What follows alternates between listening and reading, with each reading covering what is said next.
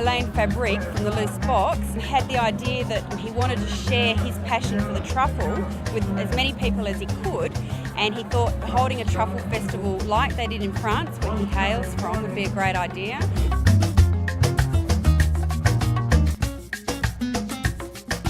The nicest part about this is everyone's curious.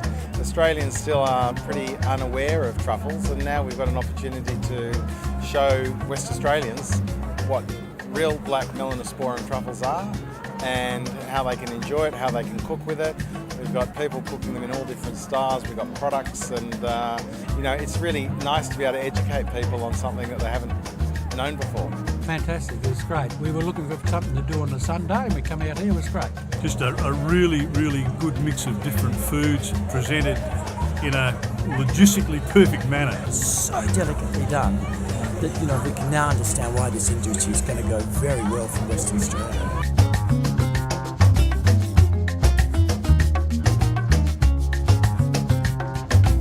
That laid-back atmosphere, it's the lovely bush and environment, and we've got people coming from Singapore, Japan, all around the world, and of course, from the country areas, the Perth metro area. One lady I spoke to yesterday had flown in from Singapore specifically to attend one of the classes at the Truffle Festival.